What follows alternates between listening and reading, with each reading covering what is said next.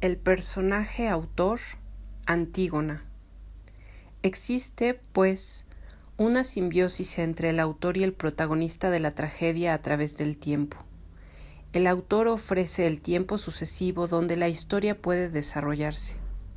Esa historia que se origina de la pérdida de un instante, error, simple vacilación, de la abstención en suma de no haber hecho el juego preciso, a imagen y semejanza de la caída o culpa originaria, a partir de la cual la humana historia comienza. La historia surge de un error inicial, pero el que la haya es un don del tiempo que permite el apurar el error y su rescate. El tiempo es la paciencia de Dios, decía Emmanuel Mounier. El autor trágico ofrece al monstruoso personaje, embrión envuelto en su sueño, el tiempo de su increíble historia, y queda por ello incorporado a lo humano, pues que ya ha nacido. El autor no puede, pues, descubrir la historia, tiempo y fábula, desde el plano del tiempo histórico. Ha tenido que ver todo ello el monstruo en su laberinto de sueño, el embrión no nato y su adecuada fábula desde un instante de lucidez, en el cual padece por el personaje y ve impasiblemente como autor, en una impasible compasión. Él sufre el tiempo, pues que el tiempo se padece ante todo, con la impasibilidad imprescindible para no interferirse en él y crear así unidamente luz y tiempo, los dos elementos esenciales y en apariencia irreductibles en este universo que nos alberga. Y en esta simbiosis entre personaje y autor sucede que el personaje, según el acercamiento de su inicial sueño a la libertad, participe de la condición del autor y venga a ser autor de sí mismo o coautor. Es la diferencia que separa, como a dos especies típicas de personajes dentro de la tragedia, a Edipo y a Antígona. Cada uno de ellos rige una especie y podría darle nombre. El origen de que sea así se encuentra en ese movimiento trascendente que hemos señalado como el sueño necesitado de creación. Y sueño necesitado de creación quiere decir que el personaje necesita recrearse o ser recreado.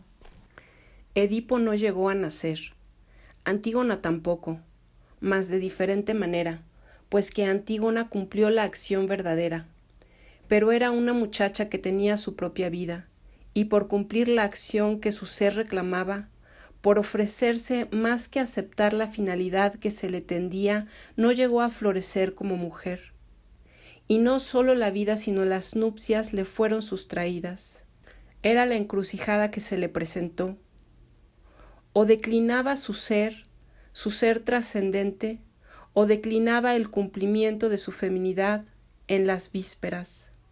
Para Edipo la cuestión era la de ser hombre, pues que de ser rey obligación no tenía, a no ser que este afán de coronarse, esta superhombría, se considere como fatalidad inherente de la humana historia.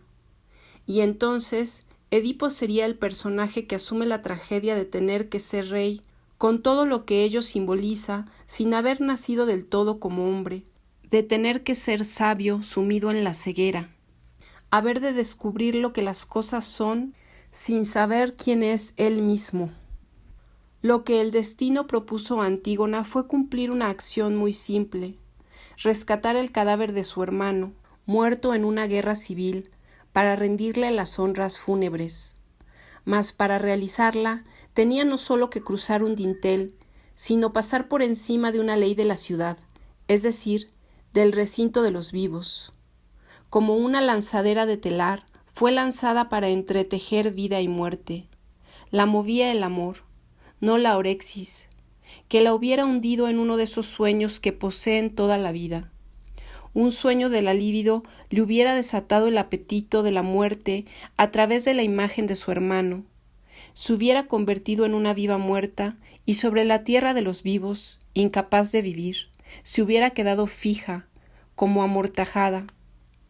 Fue un sueño de amor el suyo, es decir, de conocimiento, de lucidez que ve su condenación inevitable, su propia muerte y la acepta, pues que está situada en el punto del tiempo en que vida y muerte se conjugan, en un instante de pura trascendencia en que el ser absorbe en sí vida y muerte, transmutando la una a la otra. Fue la tejedora que en un instante une los hilos de la vida y de la muerte, los de la culpa y los de la desconocida justicia, lo que sólo el amor puede hacer. Fue esta su acción. El resto son las razones que su antagonista le obliga a dar, razones de amor que incluyen a la piedad. Nació así, en su forma pura, recreándose a sí misma en el sacrificio, y salva a toda su estirpe de la remota culpa ancestral que venía arrastrándose como una pesadilla del ser, y se desenreda así el enrevesado hilo de su anómalo nacimiento, simbolizado sin duda por el cordón con el que se ahogó Yocasta. ¿Podría Antígona ser representada llevando un hilo entre las manos, como una araña hiladera lo ha extraído de sus propias entrañas, que han dejado así de ser laberínticas? Se ha recreado en una acción, la más trascendente de todas, un inevitable sacrificio cumplido con la lucidez en que se unen sueño y vigilia, ya que el sacrificio no ha de ser elegido. Cuando lo es, la víctima queda destituida de la inocencia propia de la condición de víctima. Su sacrificio, pues, desató el nudo del error o de la culpa de su padre Edipo, inocente culpable que fue padre pero no autor, y dejó así el ser autor al hijo, al mediador. En Antígona se cumple humanamente la pasión del hijo. En esta clase de sacrificio propio del mediador hay que atravesar un espacio desierto, una tierra de nadie, campo de batalla abandonado donde nadie osa poner el pie. Hay que transgredir una ley para que aparezca la nueva ley de la amplia justicia. Se revela en Antígona su naturaleza femenina en el modo como cumplió esa su pasión, en su figura de doncella que va con el cántaro de agua, símbolo de la virginidad, de un agua contenida que se derramará eterna sin que se haya vertido antes ni una sola gota. Y así Antígona es la imagen en la plenitud de su significado de esa figura tan remota, de la doncella que va y viene con el cántaro a la fuente. Fuente en verdad ella misma, pues que de ella se derrama la vida sin dispersarse, en forma trascendente.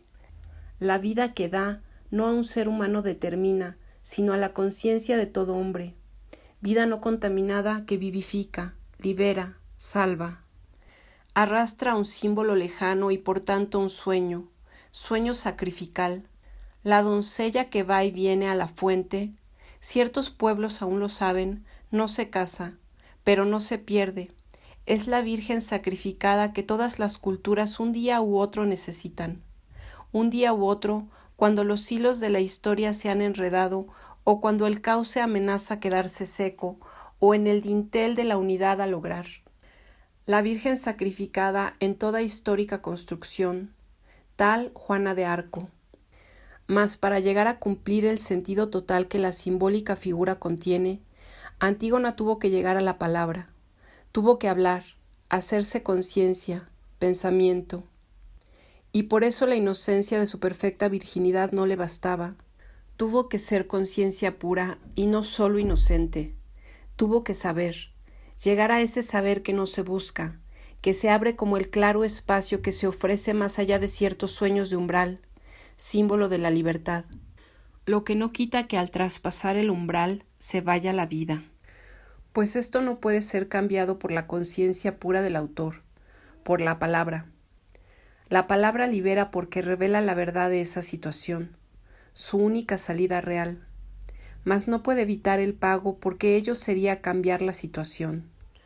La palabra del autor le ha sido dada a la protagonista dentro de los límites de su situación, sin romper el círculo mágico de su sueño.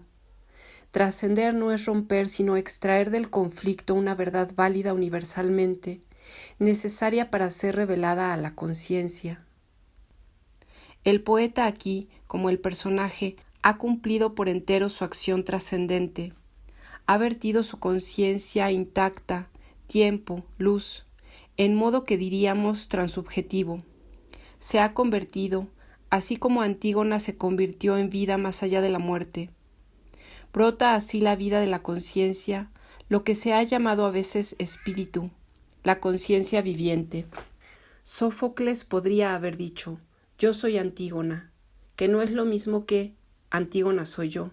Antígona y él han cumplido la misma acción en planos diferentes. Y así Antígona hace ver, al par que la acción del protagonista de tragedia, la transfiguración que sufre. Su acción ha sido la del sacrificio, y al nacer, al renacer en él, se transforma en algo así como un elemento de la naturaleza y al par un suceso de la verdadera historia humana, una encarnación de un elemento o de un acontecer natural en la existencia que ensancha el horizonte de la historia y hace que en ella se cumpla una acción del ser de la naturaleza, mediadora también entre la naturaleza y la historia, como si algo divino de la naturaleza debiera de encarnar en la humana historia. Antígona es una heroína primaveral de la especie Perséfone, como ella, raptada, devorada viva por la tierra. Y no mueren, no pueden morir. Antígona está enterrada viva como la conciencia inocente y al par pura en cada hombre. Antígona hace ver así la acción pura del protagonista de la tragedia, que no consiste propiamente en la acción que cumple, que viene a ser una consecuencia y al par una condición y consecuencia que según la medida del tiempo sucesivo está separada como un antes y un después. Mas la tragedia es un suceso del ser, y el tiempo sucesivo no puede medirlo, dar cuenta de él, que este suceso no se extiende en el tiempo. La historia o fábula trágica se engendra por la fatalidad, en la que entra la de darse en un cierto tiempo histórico que la condena y de la que viene a ser como uno de sus infiernos, el infierno de un aspecto de la libertad que no puede encontrar su manifestación en ese momento de la historia. La salida de estos proféticos infiernos se produce o bien apurando el conflicto en el padecer ya despierto, como en Edipo, o bien por la acción pura, como en Antígona, y la pasión transcurre en el tiempo sucesivo, en ese último capítulo de la historia que viene a ser su recapitulación. Ya nada nuevo puede sucederle a su protagonista, que ha quedado en trance de deshistorizarse, de desprenderse de su historia anulándola, lo que, ciertamente, no podrá realizar él solo, como es el caso de Edipo, ya que para deshacer o anular la historia de verdad no es bastante el padecerla individualmente. Ello es la gracia, en cierto modo, que la protagonista se le concede en razón de su relativa inocencia, esa razón que a todo ser nacido le asiste para que se le conceda seguir naciendo, al menos en la forma indispensable antes de morir, y el individuo de la especie Edipo no puede hacer ninguna otra cosa, pues que ello consume toda la vida. Antígona así, ella realiza la acción resolutoria del conflicto, abre la vía de la libertad. Es libertad, su ser consume la vida, toda la vida en esa acción que por eso se llama sacrificio. Sacrificio es la consunción de la vida en una acción del ser, la vida arrojada en pasto a la trascendencia, la vida y el ser recibido, su sueño, pues que ninguno de veras sacrificado soñó con serlo, o al menos con serlo de ese modo. La hoguera sorprendió a Juana de Arco tanto como a Antígona al entrar viva en la sepultura. Es el sueño de otro, de los otros, la pesadilla de la ley quien las condena. Ellas no soñaron, despertaron nada más. Se deshojaron y se deshojaron en la total vigilia a la que la histórica duermevela no perdona, pues necesita convencerse de que es ella, la entera vigilia. Una acción del ser, pues, que la entera vigilia permite tanto como es humanamente posible. Acción verdadera en la que el protagonista se transforma. Ha sido llevada a un lugar que no puede, aunque quisiera, abandonar, lo que no es el resultado, en verdad, de una decisión de la que es posible volverse atrás. En Antígona, su acción es sólo en apariencia voluntaria. Es sólo la forma que su verdadera acción, nacida más allá de la voluntad, ha tomado. Su voluntad no podría cambiarla. Es su ser el que ha despertado, convirtiéndola en otra para los demás. Es una extraña para todos. Paradójicamente, su acción de hermana la dejó sin hermanos, sola y única, sin semejantes. ¿No veis que ya soy otra?, decía Santa Catalina de Siena. Y esta acción, argumento proporcionado por las circunstancias, quizás haya quedado olvidado por ellos, los consumidos, los transformados por el sacrificio, y por tanto, olvidando también el personaje que en la historia ha entrado en forma indeleble. Tal vez lleguen a olvidarlo todo, toda su historia quienes la han entregado en modo tan puro, pues que no se propusieron para nada el hacerla, ni de ello tuvieron conocimiento alguno, pues que curiosamente las personas y aun los momentos históricos más engendradores de historia parecen haber vivido, sucedido más allá del tiempo histórico, en un instante en el cual ni aun la visión de la historia se presenta. Del rememorar su acción no van a traer conocimiento alguno los personajes de este tipo, no tienen por qué, ni para qué pensar. Pensar, en cambio, se les hace ineludible a los protagonistas de la especie de Edipo, pues que el pensar es necesario y posible en una situación que participa de la inocencia y de la culpa, de la ignorancia y del saber. Se crea una especie de dualidad en este tipo de protagonista, perfecta víctima de sacrificio como Antígona, muy de manifiesto en ella. De una parte, una inagotable unidad, cumplida trascendencia, y de otra aparece abandonada, dejada a sí misma la criatura que no llegó a vivir enteramente su vida, a quien esa trascendencia no ampara, la muchacha que llora sus nupcias perdidas, su no vivido amor y su brusca muerte. A esta criatura no le es posible ni necesario pensar. Pensar fue sólo cosa de un momento inevitable para que la acción pura, la pura trascendencia, se materializara no sólo en hechos, sino en palabras, porque la palabra, más que los hechos, marca la altura de la heroína. La acción pudo haber sido realizada, como todas, en sueños.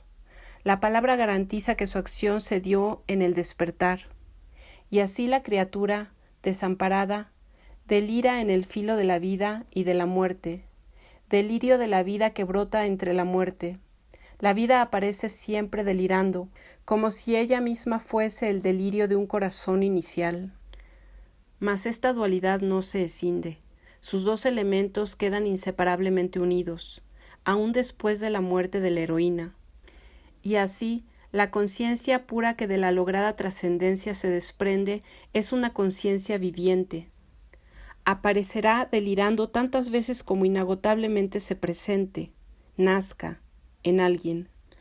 La conciencia que se origina de la consunción de la tragedia no se descubre en un acto de pensamiento. Es una conciencia nacida. Como nacido es todo lo que del sacrificio viene. Y así la luz de esta conciencia no sólo descubre, sitúa todos los personajes que rodean el drama conocido y, en su continuación, inacabado todavía. Ella, la que fue juzgada, juzga sin emitir juicio alguno.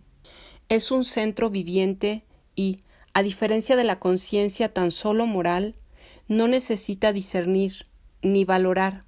Desde este centro y a su luz, cada personaje o persona se muestra en su lugar propio, en la dimensión temporal que le corresponde. Creón, cualquier Creón, ocupará siempre el presente, un presente fugitivo como uno de esos sueños que se desbordan desde su pasado, antes de ir a morir. Un pasado que no acepta pasar ni desvanecerse en el futuro. Los mismos dioses aparecen situados, limitados en un plano del tiempo, de un tiempo remoto del que no han podido descender para hacerse presentes, pues que en el preciso instante en que un dios hubiese debido comparecer, estuvo ella sola, nadie parecía. Es la ley según parece, y la misma ley se manifiesta así, como un presente que llama a comparecer, a presentarse del todo. Bastaría con eso para que la ley no tuviese necesidad de ser establecida e impuesta. Mas la ley verdadera solo ha nacido en la historia humana, y su presencia tendrá que ser actualidad una y otra vez, como el despertar. El despertar, cada despertar, es un sacrificio a la luz, del que nace, ante todo, un tiempo, un presente en el que la realidad entra en orden. El futuro de la tragedia no es un conocimiento, tal como el conocimiento es entendido, un saber adquirido. Se aparece más bien como el medio que se necesita para crear, para que el hombre siga naciendo. Y así todos los protagonistas de tragedia, cuando han apurado en una u otra forma su pasión, se asimilan a un cierto elemento o suceso natural y humano unidamente. Orestes al viento y los remordimientos, Edipo al fuego que llora, el llanto del fuego. En Antígona hay el llanto de la virginidad que fecunda sin haber sido fecundada, la virginidad que se asimila al alba, una metáfora y una categoría de ser que sólo pasando a través de su no ser se da, mediadora entre la naturaleza y la historia, hace que en la historia se cumpla una acción del ser de la naturaleza, como si algo de lo divino de la naturaleza debiese de encarnar en la humana historia. Antígona es una heroína primaveral raptada, como Perséfone, por la tierra y devorada también por los infiernos del alma humana, donde la conciencia desciende cada vez más hondo en su despertar. La conciencia del autor ha cumplido, en realidad, este viaje descendiendo hasta los infiernos de la historia, del alma humana donde el personaje y su conflicto gemía aprisionado, privado del tiempo y de la luz, pues que no puede darse luz sin dar tiempo.